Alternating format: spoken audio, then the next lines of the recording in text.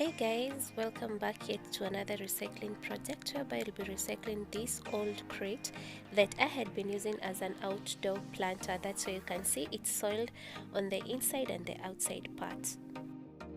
After washing the crate, this is how it turned out. I really wanted to reuse it into something useful that can be used inside my living space. So if you're interested in seeing how I transformed this old crate, please stay tuned until to the end. So first I started by taking the measurement of the top part of the crate, or the part which was wider, because the upper part of the crate was a bit wider compared to the lower part. So I had to work with the measurements of the upper part of this crate. Once I was done, I went ahead to the next part, which was recycling the piece of plywood. So I had a plywood which I had kept in my store, and from this plywood I'll be cutting some two pieces that I'll be using on the top part and the lower part of the crate. So first of all, I took the measurements. So I had to mark onto the plywood the measurements that I had taken earlier from the part of the crate. So I had to do some markings before drawing the line on this plywood.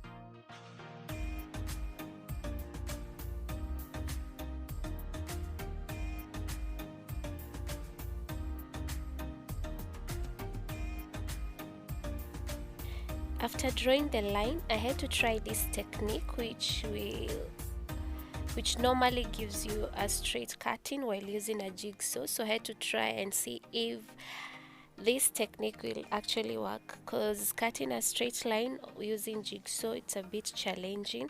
So I had to use the masking tape first of all to cover the parts which I had drawn the line, so that it could guide me with the jigsaw. I then proceeded to cut in the straight line. So the work of the masking tape is to guide you on where to cut, so you don't get off the line. So I was just trying to see if I'll get a straight cut, just like using a circular. You can also try this technique and let me know in the comment section, did it work for you?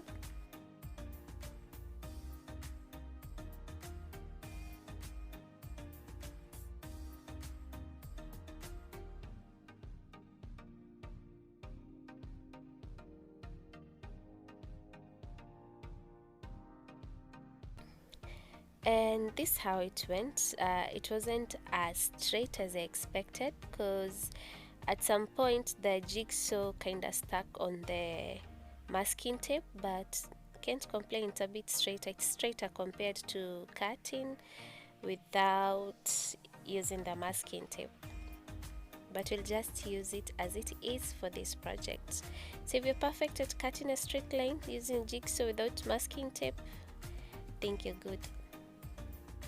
On to the next part was gluing down the two boards. So I had to use the liquid nail. If you've checked out my previous video, I used this liquid nail. It's a good adhesive glue that you can use it with wood, plastic or glass, but it works very well on plastic and wood. So I had to add the glue all around. Then I went ahead and placed the plywood onto the top part. So by doing this, it will help me, or it will help the board stay in place while adding the screws. For those who are joining this YouTube channel for the first time, my name is Roxy Nimiz. I normally do simple home decor DIYs. If you're interested in seeing more of recycling projects, please don't forget to subscribe onto this channel, and also click on the notification bell so as to get notified whenever I post a new video.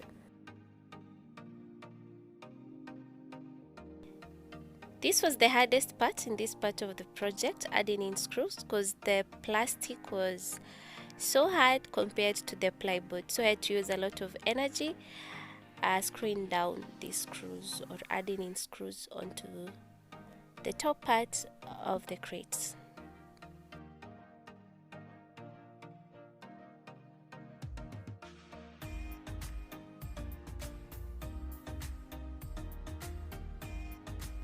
After adding the screws all round, I did the same onto the lower part of the crate. So the boots are of the same measurements. Reason being, I had to cut them using the same measurements. It's because I wanted them to flash so as to give me a straight line on the sides, to give me a cube shape that I needed for this project.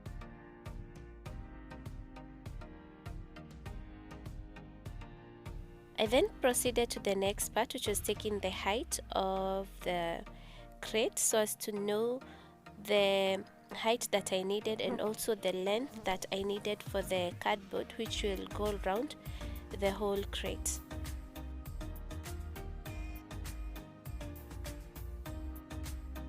I had this piece of cardboard at home, so I had to cut it to the size that I had taken earlier from this crate, and then I had to use hot glue to stick down the cardboard all around the frame.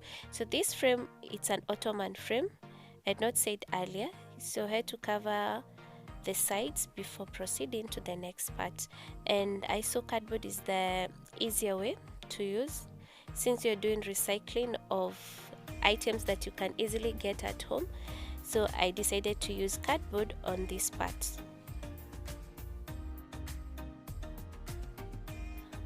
On to my returning subscribers, I would love to say thank you so much guys for the love and support. Continue supporting Rock Cinemas via watching my videos and also sharing them with your friends and family. Thank you so much for this growth. We have reached this far because of you guys. I would love to say thank you and God bless you.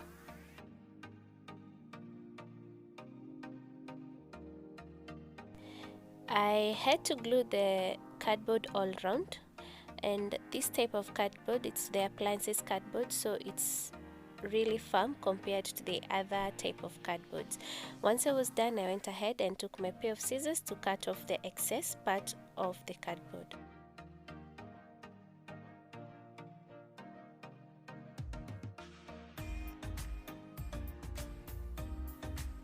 To proceed on making the ottoman, I went ahead to cut a piece of foam. So I used a 1/2 inch foam for this project. So I had this piece of foam at home from a previous project, so I had to measure the size that I needed to cover the frame of the ottoman all round. Once I was done making the markings, I went ahead and took my ruler and drew the line which helped me to cut it through easily.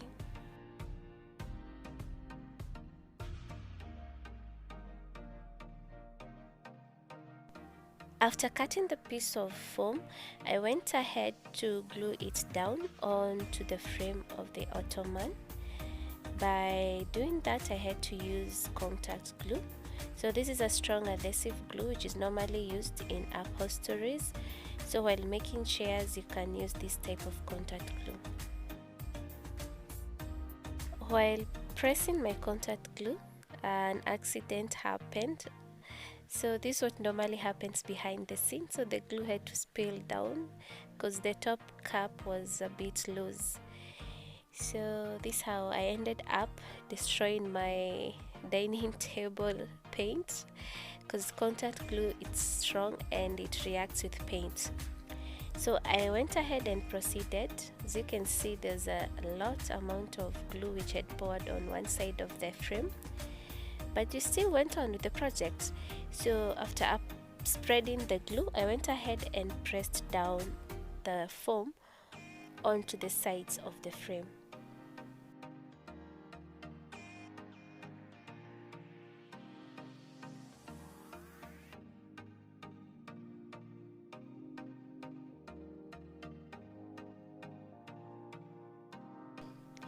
I did this all round. I applied the contact glue and pressed down the foam sheet onto the frame of the ottoman all round.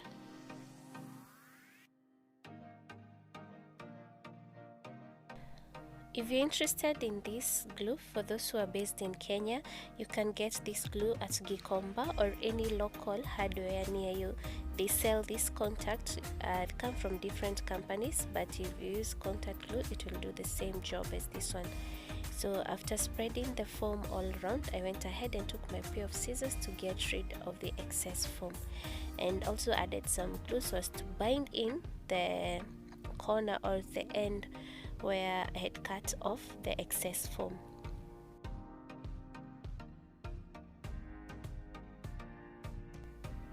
I also had to cover the top part of the ottoman, so I had to use this type of foam. It's a high density foam for the top part where, or the sitting area, instead of using the low quality foam that I'd used on the sides. Since it's the sitting area, I had to use this high density foam on these parts.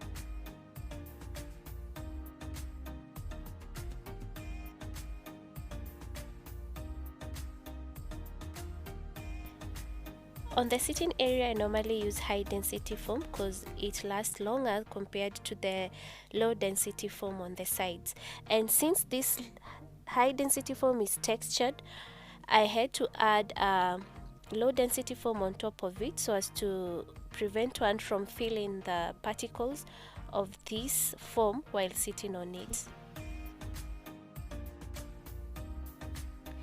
Since I didn't have a sewing machine, I had to take my fabric to a local tailor who normally does the Upholstery projects, so he's good at it. So this is just a short video of how he made the fabric that I needed for my project.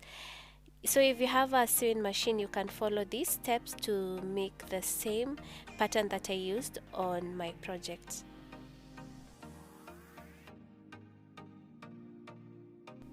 After making the points, he went ahead to join in the points or to draw the lines, so which will guide him on where to sew the lines, since I needed a fluted like pattern on my fabric.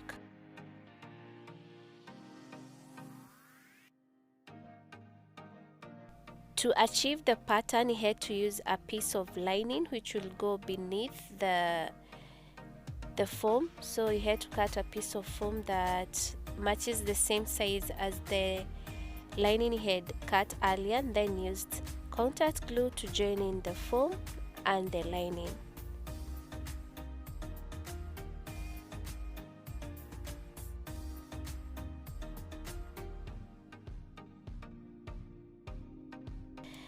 After that, he went ahead and placed the fabric on top of the foam and straightened it all round before proceeding to the next part, which was sewing the fabric, the foam and the lining together. By doing this, it gives the fluted pattern onto the fabric.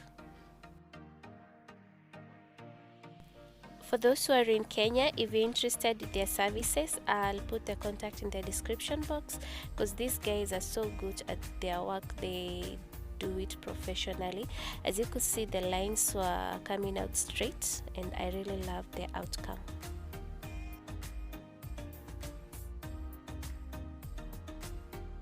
After sewing on the sides, they proceeded on to binding the top part with the lower part of the cover. And finally, guys, this is how my ottoman cover turned out. So I really loved how the lines were straight. If you go to other tailors, you'll get disappointed with the lines. I then went ahead to fit in the cover onto the ottoman frame. So the tailor had to make a fitting cover so that it could perfectly fit in onto my ottoman frame.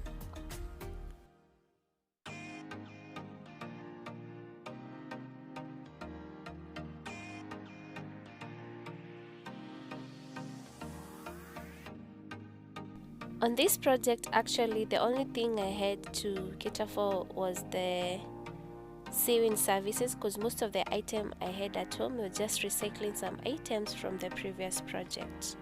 So I had to use energy to fit in the cover all round because it was so tight, and it fitted in perfectly onto the frame of the ottoman.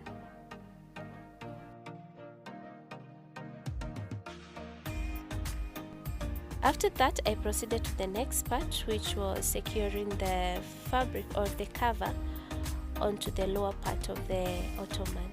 So I had to use my staple gun and some pins to secure the fabrics onto the lower part of this ottoman.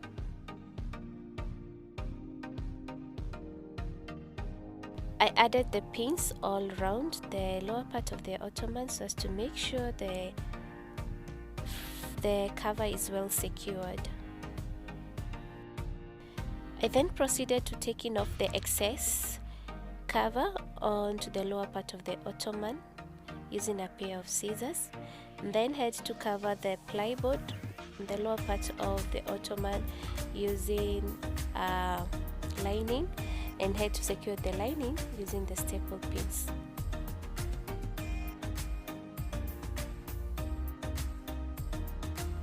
And to anyone who haven't subscribed to my YouTube channel, please don't forget to subscribe and also click on the notification bell so as to get notified whenever I post a new video.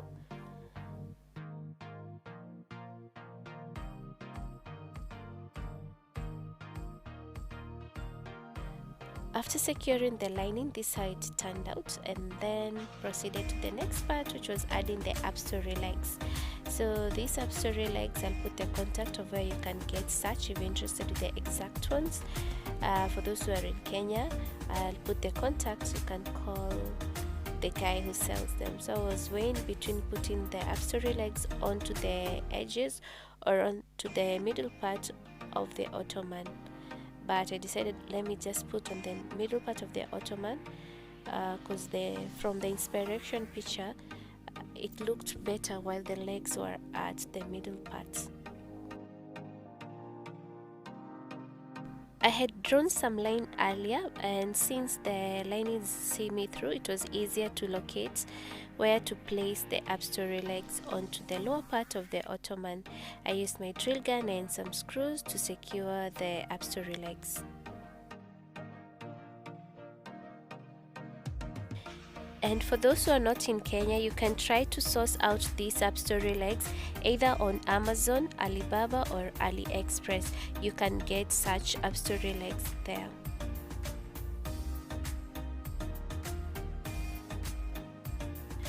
Once I was done, I went ahead and overturned the ottoman to see if it's well balanced, and I really loved how it was turning out, guys. I really loved the outlook of this beautiful ottoman. And finally, guys, this is the end look of our beautiful ottoman. You can't even say it's made out of plastic crates. I just love how it has turned out. Let me know in the comment section what you think about this simple project I've just made, or from a trash into treasure. I really didn't expect it will turn out this beautiful, but I love that you can recycle some waste items into something useful that you can add in your space. I hope you love this video. If you really like this video, please don't forget to give me a thumbs up and also share it with your friends and family. Thank you so much for watching. Bye bye. See you next time for a new video.